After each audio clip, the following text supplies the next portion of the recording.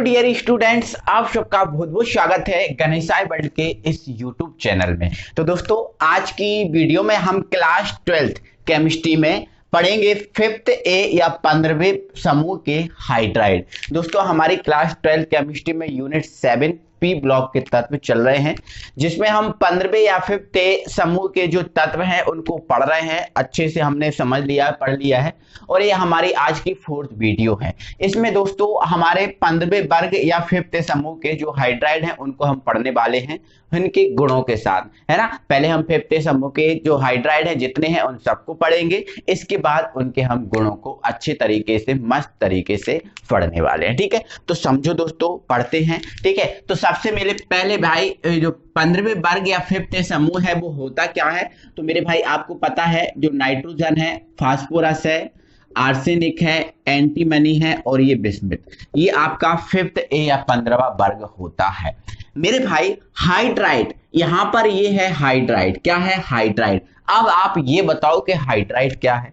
Hydride क्या है? तो मेरे भाई जो हाइड्राइड होता है वो हाइड्रोजन का यौगिक होता है। हाइड्रोजन का यौगिक मतलब जो हाइड्रोजन का यौगिक होगा वो आपका हाइड्राइड कहलाता है। ठीक है, जैसे मैंने लिख दिया मेरे भाई H2O, ये हाइड्राइड है, इसमें हाइड्रोजन है मतलब ये हाइड्राइड है। मैंने मेरे भाई यहाँ पर लिख दिया है NH3, ये इसमें भी हाइड्रोजन है मतलब ये भी आपका हाइड्राइड है। तो मेरे भाई जो हाइड्रोजन होता है, इस हाइड्रोजन के जो यौगिक होते हैं उन्हें हम हाइड्राइड बोलते हैं। ठीक है, तो ध्यान रखना, हाइड्रोजन के यौगिक हाइड्राइड कहलाते हैं। अब बात यह है, हमें पढ़ना है 5th ए समूह के हाइड्राइड। क्या 5th ए समूह भी हाइड्रोजन से संयोग करके हाइड्राइड बनाता है? बिल्कुल बनाता है। तो कैसे बनाता है, क्या होता है, उसको हम देखेंगे। तो देखो मेरे भाई, ये है आपका 5th ए समूह। ये 5th ए समूह जब हाइड्रोजन से क्रिया करेगा, हाइड्रोजन से क्रिया करेगा तो ये जो आपका 5th ए समूह है कौन सी ऑक्सीकरण अवस्था प्रदर्शित करेगा, हमें ये आप पहले बताओ। मेरे भाई आपको पता है, हाइड्रोजन जो होता है, हाइड्रोजन पर होता है 1+। क्या होता है? 1+, क्योंकि इनकी तुलना में हाइड्रोजन धनात्मक गुण प्रदर्शित करेगा और हाइड्रोजन पर 1+ होगा। अब यदि हाइड्रोजन पर 1+ है तो इन यौगिकों को, इन तत्वों को अपने ऊपर माइनस चार्ज लेकर आना होगा, क्योंकि ऋणात्मक और धनात्मक ही यौगिक बनाते हैं। ठीक है, तो ऋणात्मक चार्ज लेके आएंगे तो ऋणात्मक में इनके ऊपर केवल होता है 3-। ऋणात्मक में केवल क्या होता है? 3-। अब यदि नाइट्रोजन पर 3- है, नाइट्रोजन पर क्या है? 3- और हाइड्रोजन पर क्या है? 1+। ये जब क्रिया करेंगे तो ये इधर आएगा और ये इधर, तो ये आपका बन जाएगा मेरे भाई NH3। क्या बन जाएगा? NH3। अब यदि P पर 3- है, किस पर? P पर 3- है और हाइड्रोजन पर 1+ है, तो ये इधर और ये इधर, तो यहां से आपका ये बन जाएगा PH3। ठीक है, अब आर्सेनिक पर 3- है, ठीक है, और हाइड्रोजन पर 1+ है, तो ये बन जाएगा आपका ASH3। इसी प्रकार ये बन जाएगा आपका SbH3 और इसी प्रकार आपका बन जाएगा BiH3। तो ये आप देख लो, इन सब में हाइड्रोजन उपस्थित है, मतलब मेरे भाई ये सभी हाइड्राइड हैं। सभी क्या है? हाइड्राइड है, और ये 5th ए समूह के हाइड्राइड होते हैं। क्लियर है? अब यहां पर अगर हम देखें तो ये आपका क्या है? 5th ए समूह का तत्व। क्या है? 5th ए समूह का तत्व। तो यदि इसको हम मान ले M, क्या मान ले? M की जगह हम कोई भी तत्व रख सकते हैं, NPASSBBI। ठीक है, और ये यहाँ पर तो H आ ही रहा है, तो इसका जो सामान्य सूत्र है वो बनता है MH3। क्या बनता है? MH3। ठीक है, और आइए हम डिटेल में देखते हैं इनको। थोड़ा सा मैं इसकी थ्योरी लेकर आ गया हूं मेरे भाई। हाइड्रोजन के यौगिक हाइड्राइड कहलाते हैं, ये मैंने आपको क्लियर कर दिया। अब सुनो, 5th ए समूह मतलब जो 15वां वर्ग है, 5th ए समूह के तत्व जो हाइड्रोजन है, उस हाइड्रोजन से संयोग करके बिल्कुल समान प्रकार के एक जैसे, ठीक है, हाइड्राइड बनाते हैं। ठीक है, जिनका सामान्य सूत्र ना MX3 होता है। क्या होता है? MH3। H आपका H की जगह रहेगा और M की जगह हम 5th ए समूह के तत्वों में जैसे नाइट्रोजन है, फास्फोरस है, आर्सेनिक है, एंटीमनी, बिस्मिथ ये रख सकते हैं। ठीक है, इसमें 5th ए समूह जो है ना 3 ऑक्सीकरण अवस्था प्रदर्शित करता है। जैसा मैंने आपको अभी समझाया ना, उसी प्रकार से मैंने इसको ढाल दिया। ठीक है, ऑक्सीकरण अवस्था प्रदर्शित करता है और ये निम्न है। ठीक है, अब देखो मैंने आपको बनाना, संयोजकता के अनुसार बनाना सिखा दिया। अब मैं सूत्र के अनुसार डायरेक्ट आपको बनाना सिखा दे रहा हूं। देखो, अब कभी आप m की जगह n रखोगे तो ये हो जाएगा आपका n और H आपका रहेगा ही, तो NH3। कभी आप m की जगह p रखोगे तो ये p और H आपका है, तो ये हो जाएगा PH3। m की जगह AS रखोगे तो ये AS और ये आपका H3। m की जगह Hb रखोगे तो ये आपका Hb और ये आपका H3। m की जगह Bi रखोगे तो ये Bi और ये आपका H3। तो ये मेरे भाई आपके हाइड्राइड बन गए। ठीक है, ये आपके हाइड्राइड हैं किसके, फिफ्थ समूह के। ठीक है, ये फिफ्थ समूह ने हाइड्रोजन से सहयोग करके ये हाइड्राइड बनाए हैं। क्लियर है। अब नाम की बात करें तो मेरे भाई जो ये है इसका नाम होता है अमोनिया। क्या होता है, अमोनिया। तो आप क्या लिख दोगे यहाँ पर, ये है आपका अमोनिया। अमोनिया नहीं बोलना चाहते तो ये नाइट्रोजन और ये हाइड्राइड, तो नाइट्रोजन हाइड्राइड।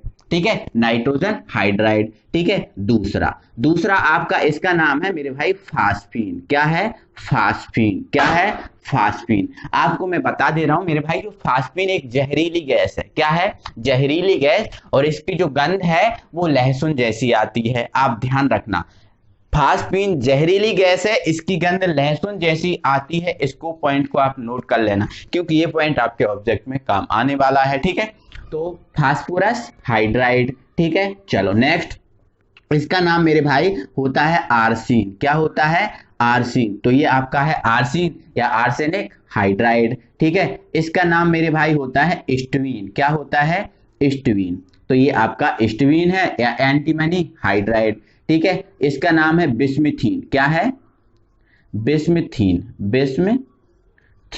ठीक है, या फिर बिस्मिथ हाइड्राइड। तो ये मेरे भाई हाइड्राइड है। अब मेरे भाई एक चीज मैं आपको बता दे रहा हूं, ये अपने हाइड्राइड बन चुके हैं, कोई दिक्कत नहीं है। ये आपके फिफ्थ समूह के हाइड्राइड हैं। फिफ्थ समूह के मेरे भाई जो हाइड्राइड हैं, इनमें आपको याद रखना है केवल और केवल आपका जो अमोनिया है। क्या है, अमोनिया, ये होता है आपका द्रव अवस्था में। कौन सा अवस्था में, द्रव अवस्था में। बाकी जितने भी मेरे भाई हाइड्राइड हैं, ये जो हाइड्राइड हैं, ये वाले हाइड्राइड होते हैं गैस अवस्था में। कौन सी अवस्था में, गैस अवस्था में। अब आज के बाद याद रखना है।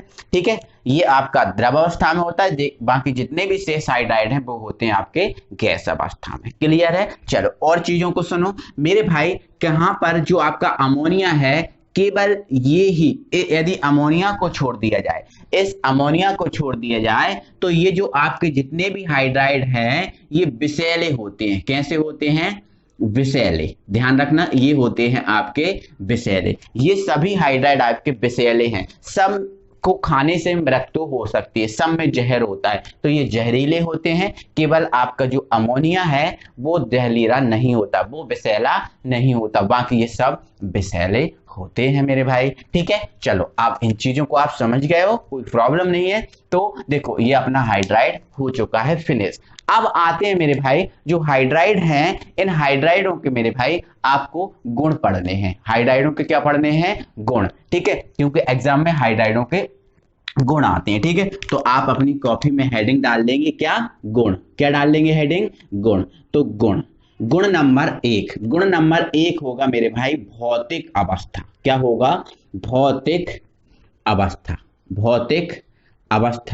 तो भौतिक अवस्था में आपको मेरे भाई पता है क्या बताते हैं, तो भौतिक अवस्था में सिर्फ हम ये बताते हैं कौन द्रव है, कौन गैस है, कौन ठोस है। तो हमें पता है कि फिफ्थ समूह के जो हाइड्राइड है, इसमें जो केवल अमोनिया है वो केवल द्रव अवस्था में है, एवं शेष हाइड्राइड गैस अवस्था में होते हैं। ठीक है, तो आप भौतिक अवस्था में क्या लिखोगे अपनी कॉपी में, इसमें लिखोगे फिफ्थ समूह के हाइड्राइडों में अमोनिया द्रव अवस्था में होता है एवं शेष हाइड्राइड गैस अवस्था में होते हैं। बस इतना सा आपको लिखना है। ठीक है, और उसके नीचे आप एक लाइन इस टाइप की बना दोगे, NH3 है, आपका PH3 है, आपका ASH3 है, आपका SbH3 है, इसके बाद आपका है BiH3, ठीक है, यही है ना। तो यहां पर ये आपका कौन सी अवस्था में है, ये आपका केवल है द्रव अवस्था में। बाकी जितने भी हाइड्राइड हैं ये कौन सी अवस्था में है, गैस अवस्था में, ठीक है। तो बस इतना लिख दोगे, आपका पॉइंट हो गया 101% सही, ठीक है, समझ गए ना मेरे भाई। चलो पहला पॉइंट हमारा कवर हो चुका है। अब आप सेकंड पॉइंट हेडिंग डालोगे, और सेकंड पॉइंट आप हेडिंग डालोगे और उसमें लिखोगे आप गलनांक क्वथनांक। क्या लिखोगे, गलनांक, गलनांक क्वथनांक, गलनांक क्वथनांक। क्लियर, ये हमारा गलनांक क्वथनांक हो जाएगा। तो मेरे भाई आपको पता ही है कि जो गलनांक क्वथनांक होता है, गलनांक क्वथनांक होता है जो गैस होता है उसका सबसे कम होता है। गैस का गलनांक क्वथनांक सबसे कम, उससे ज्यादा द्रव का, उससे ज्यादा ठोस का। सबसे अधिक गलनांक क्वथनांक होता है ठोस का, क्योंकि उसमें ज्यादा ताप देना होता है, ज्यादा ताप की आवश्यकता होती है। सबसे कम किसका होता है, गैस का, उससे ज्यादा द्रव का, ठीक है। तो देखो आप ये बताओ, ये आपका कौन सी अवस्था में है, द्रव अवस्था में। कौन सी अवस्था में, द्रव। तो इसका जो गलनांक क्वथनांक होगा वो सबसे ज्यादा होगा। बाकी जितने भी हाइड्राइड हैं उनका गलनांक क्वथनांक कम होगा, शेष हाइड्राइडों का गलनांक क्वथनांक कम होगा। लेकिन अब ये गलनांक क्वथनांक कम तो होगा, लेकिन वो गलनांक क्वथनांक PH3 से BiH3 की ओर जाने पर बढ़ता है। क्या होता है, बढ़ता है। तो इस चीज को आप याद रख रहे हो मेरे भाई, क्या रख रहे हो यार, कि अब क्या क्या लिखोगे अपनी कॉपी में, फिफ्थ समूह के हाइड्राइडों में अमोनिया द्रव अवस्था में होता है, जिससे इसका गलनांक क्वथनांक सबसे अधिक होता है, एवं शेष हाइड्राइडों का गलनांक क्वथनांक कम होता है, इनका गलनांक क्वथनांक कम होगा, ठीक है, जो PH3 से BiH3 की ओर जाने पर बढ़ता है। PH3 से BiH3 की ओर जाने पर बढ़ता है। कैसे, देखो आपको समझा रहा हूं, एक सेकंड रुक जाओ आप, ठीक है। इसका गलनांक क्वथनांक मेरे भाई यहां लिख देना, गलनांक, ठीक है, ऑब्लिक क्वथनांक पूरा लिख लेना। सबसे अधिक, सबसे अधिक, सबसे अधिक, इसका जो गलनांक क्वथनांक होगा वो सबसे अधिक, ठीक है। अब इनका गलनांक क्वथनांक कम, लेकिन ये जो गलनांक क्वथनांक है, यहां शॉर्ट में लिख दे रहा हूं, गलनांक क्वथनांक बढ़ता क्रम है। ये कौन सा क्रम है, बढ़ता क्रम है। देखो इसका सबसे अधिक है, इसका सबसे अधिक है, बाकी यहां से यहां की ओर जाओ तो बढ़ता है, मतलब सबसे कम इसका, इससे ज्यादा इसका, इससे ज्यादा इसका, इससे ज्यादा इसका, और सबसे ज्यादा किसका, NH3 का। तो ध्यान रखना, यहां से यहां जाओगे तो बढ़ता क्रम मिलेगा। तो ये आपका पॉइंट हो चुका है गलनांक क्वथनांक वाला। कितने पॉइंट आपके कवर हो चुके हैं मेरे भाई, 2 पॉइंट आपके कवर हो गए हैं, 2 पॉइंट आपके कवर हो गए हैं। इनको मैं मिटा दे रहा हूं, आप मेरे भाई अपनी कॉपी में लिखते जाओ, है ना, स्क्रीनशॉट लेते जाओ। 2 पॉइंट हमारे कवर हो चुके हैं ना मेरे भाई। अब हमारा पॉइंट आया, पॉइंट नंबर 3। क्या आया, पॉइंट नंबर 3, ठीक है। तो ये हमने लिख दिया पॉइंट नंबर 3, जो है स्थायित्व। क्या है, स्थायित्व। मेरे भाई आप ये बताओ, मैंने आपको सिखाया है कि जब वर्ग में ऊपर से नीचे की ओर चलते हैं तो परमाणु त्रिज्या बढ़ती है। वर्ग में जब ऊपर से नीचे की ओर चलेंगे तो परमाणु त्रिज्या में क्या होगी, वृद्धि होगी, परमाणु त्रिज्या बढ़ेगी। अब जब परमाणु त्रिज्या बढ़ेगी तो नाभिक से अंतिम कोष तक की दूरी भी बढ़ेगी।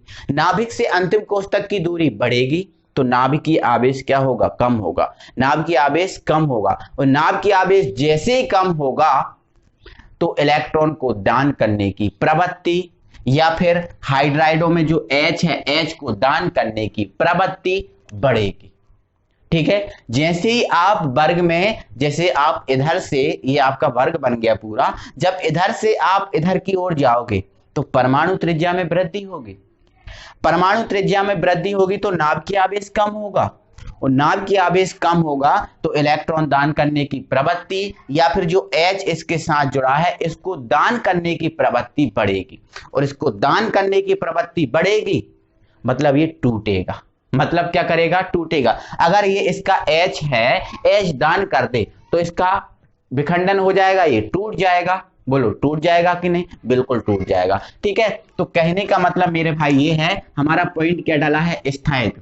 तो मेरे भाई जब जैसे ही NH3 से BiH3 की ओर जाते हैं, जैसे ही हम NH3 से BiH3 की ओर जाते हैं तो जो स्थायित्व है, क्या है, स्थायित्व, ये स्थायित्व घटता है। ठीक है, तो स्थायित्व का ये कौन सा क्रम है, घटता क्रम। कौन सा क्रम, घटता क्रम। तो आप क्या लिख दोगे, NH3 से BiH3 की ओर जाने पर स्थायित्व का क्रम घटता है, और आप उसके नीचे ये बना दोगे मेरे भाई, है ना। हमारे कितने पॉइंट कवर हो चुके मेरे भाई, हमारे 3 पॉइंट कवर हो चुके। अब हम बढ़ते हैं आगे।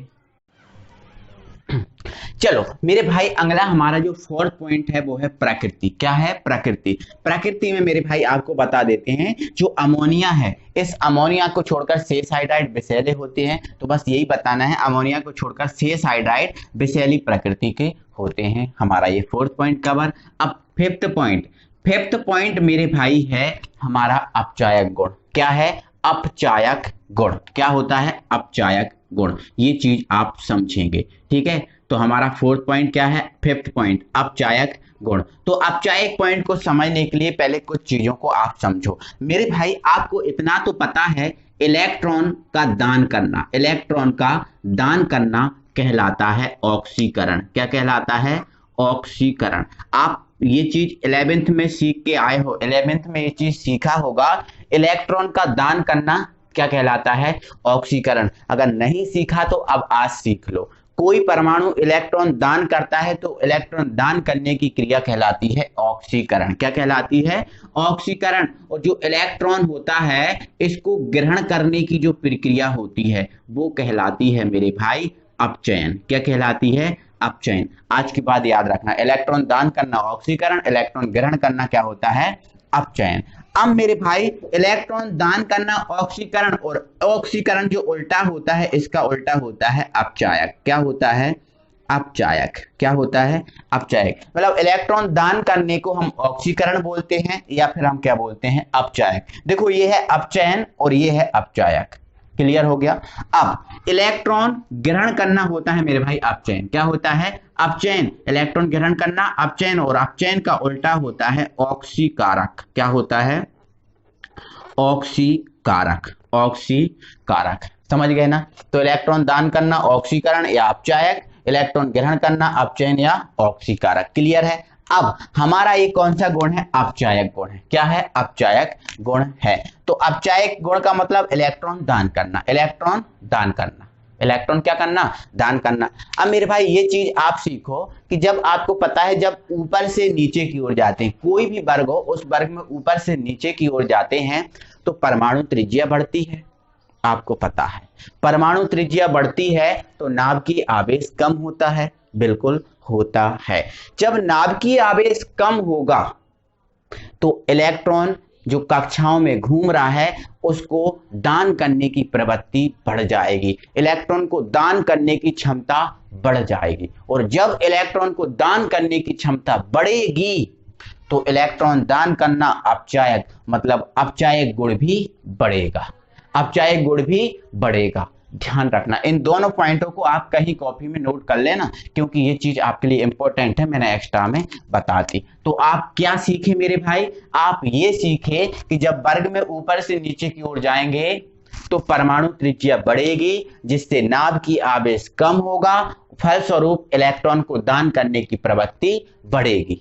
और इलेक्ट्रॉन को दान करने की प्रवृत्ति जैसे ही बढ़ेगी, आपका अपचायक गुण बढ़ जाएगा, अपचायक गुण बढ़ जाएगा। तो आप इसमें क्या लिख रहे हो मेरे भाई पॉइंट में, ये पॉइंट आप नोट कर लो। क्या कर सकते हो नोट, बिल्कुल आप कहीं नोट ही कर लेना, क्योंकि ये बहुत ज्यादा इंपॉर्टेंट है। तो आप क्या सीखे, आप इसमें पॉइंट में क्या लिखोगे, इस पॉइंट में देखो, इस चीज को तो मैं हटा रहा हूं, आप पॉइंट में लिखोगे कि 5th ए समूह के हाइड्राइडों में, 5th समूह के हाइड्राइडों में NH3 से BiH3 की ओर चलने पर अपचायक गुण बढ़ता है, अपचायक गुण बढ़ता है। और क्यों बढ़ता है आपको सिखा दिया, क्यों बढ़ता है आपको सिखा दिया। तो अपचायक गुण बढ़ता है, तो आप क्या लिखोगे, यहां लिख दिया आपने NH3, यहां लिख दिया आपने PH3, यहां लिख दिया आपने ASH3, यहां लिख दिया आपने HBSBH3, और यहां लिख दिया BiH3। तो एरो लगा के लिख दोगे, क्या एरो लगा के लिख दोगे अपचायक गुण का बढ़ता क्रम, अपचायक गुण का बढ़ता क्रम। तो ये अपचायक गुण का बढ़ता क्रम हो गया मेरे भाई। कोई दिक्कत है? कोई दिक्कत नहीं। चलो फिनिश करें। चलो अब हम बढ़ते हैं आगे। मेरे भाई हमारा जो अगला गुण है वो है अम्लीय गुण। कौन सा गुण है मेरे भाई? अम्लीय गुण। अब ये बताओ अम्ल क्या होता है? पहले अम्ल आपको पता है, अम्ल वो होता है जो H+ दान करता है, ठीक है। अब जैसे आपको पता है जो HCl है वो क्या है? अम्ल है। क्या हम बोलेंगे क्यों है सर अम्ल? तो आप बोलोगे सर इसका जब टूटता है तो ये H+ दान करता है, H+ दान करता है इसलिए अम्ल होता है। अब नेक्स्ट हमने लिख दिया CH3COOH। अब बोलोगे सर ये भी अम्ल है, तो हम बोलेंगे क्यों अम्ल है? तो आप बोलोगे सर ये भी जब टूटेगा तो CH3COO- और H+ मतलब ये भी H+ दान करता है इसलिए अम्ल होता है। मतलब आपका कहने का है कि जो H+ दान करेगा वो अम्ल है। अब जो H+ दान करेगा वो अम्ल है, तो H+ जो ग्रहण करेगा वो कौन होगा? तो वो हम बता दे रहे हैं, वो होगा क्षार। जो H+ दान करेगा वो अम्ल है और जो H+ ग्रहण करेगा वो क्षार। वैसे मेरे भाई क्षार वो होता है जो OH- दान कर देता है। H+ दान करता है वो अम्ल, OH- दान करता है वो क्षार। लेकिन अगर हम केवल और केवल H+ में अम्ल क्षार की परिभाषा निकालें तो जो H+ दान करता है वो अम्ल और जो H+ ग्रहण करता है वो क्षार। समझ गए ना? तो यहां से अब इस चीज को भी आप याद रख रहे हो, इस चीज को भी आप याद रख रहे हो, ठीक है। H+ दान करना कहलाता है अम्ल। जो H+ दान करता है वो कौन होता है? अम्ल, ठीक है, या उसमें अम्लीय गुण होता है। और जो H+ ग्रहण करता है, जो H+ ग्रहण करता है उसे हम बोलते हैं क्षार, या उसमें क्षारीय गुण होता है। 2 पॉइंट आपके क्लियर? इन चीजों को आप भी एक कॉपी में नोट कर लेना आज के बाद। H+ दान करता है अम्ल, H+ ग्रहण करता है क्षार। अब इधर देखो ये क्या है? हाइड्राइड है। हाइड्राइड है, इनके साथ हाइड्रोजन है, बिल्कुल है, बिल्कुल है हाइड्रोजन, क्योंकि हाइड्राइड है, ठीक है। तो ऊपर से नीचे जाओ, परमाणु त्रिज्या बढ़ेगी, परमाणु त्रिज्या बढ़ेगी, नाभ की आवेश कम होगा, नाभ की आवेश कम होगा मतलब नाभिक का आकर्षण कम होगा। जैसे ही नाभिक का आकर्षण कम होगा मेरे भाई, तो जो H+ इससे जुड़ा है उसको दान करने की क्षमता बढ़ जाएगी। और जब H+ को दान करने की क्षमता बढ़ेगी तो अम्लीय गुण अपने आप बढ़ जाएगा, क्योंकि H+ का दान करना ही अम्ल होता है। H+ का दान करना ही क्या होता है? अम्ल। तो अम्लीय गुण अपने आप बढ़ जाएगा मेरे भाई, ठीक है। तो आप क्या याद रखोगे? आप ये याद रखोगे कि NH3 से BiH3 की ओर चलने पर अम्लीय गुण बढ़ता है। अब ध्यान रखना, H+ को दान करने की क्षमता बढ़ती है तो अम्लीय और गुण बढ़ेगा, लेकिन H+ को ग्रहण करने की क्षमता कम होती है। दान करने की क्षमता बढ़ती है तो अम्लीय गुण बढ़ जाएगा, लेकिन ग्रहण करने की क्षमता कम होती है, और जैसे ही ग्रहण करने की क्षमता कम होती है तो अम्लीय गुण कम हो जाएगा। अम्लीय गुण कम, सॉरी मेरे भाई मिस्टेक हो गया।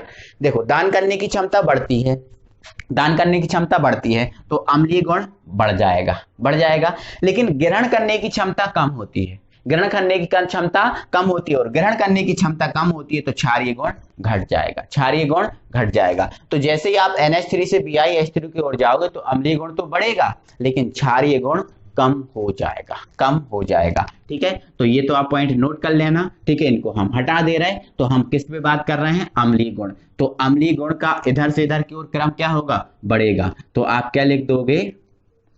अम्लीय गुण का बढ़ता क्रम, अम्लीय गुण बढ़ेगा, ठीक है। चलो अगला पॉइंट हमारा जो 7वां है वो आप हेडिंग डाल लेना क्षारीय गुण। कौन सा गुण? क्षारीय गुण, ठीक है। तो ये आप हेडिंग डाल के रखो अपनी कॉपी में, क्षारीय गुण। ओके मेरे भाई, चलो तो मेरे भाई क्षारीय गुण NH3 से BiH3 की ओर जाने पर घटता है, देखो अम्लीय गुण बढ़ रहा है तो क्षारीय गुण घटेगा, तो आप इसमें क्या लिखोगे, NH3 से BiH3 की ओर जाने पर क्षारीय गुण घटता है, और एक ऐसा एरो लगा के लिख देना क्षारीय गुण का घटता क्रम। तो ये हमारे 7 इंपॉर्टेंट पॉइंट थे जो आपके कवर हो चुके। आई होप कि आपको समझ में आ गया होगा, ठीक है, मजा आया होगा। ठीक है, आगे बढ़ते हैं मेरे भाई।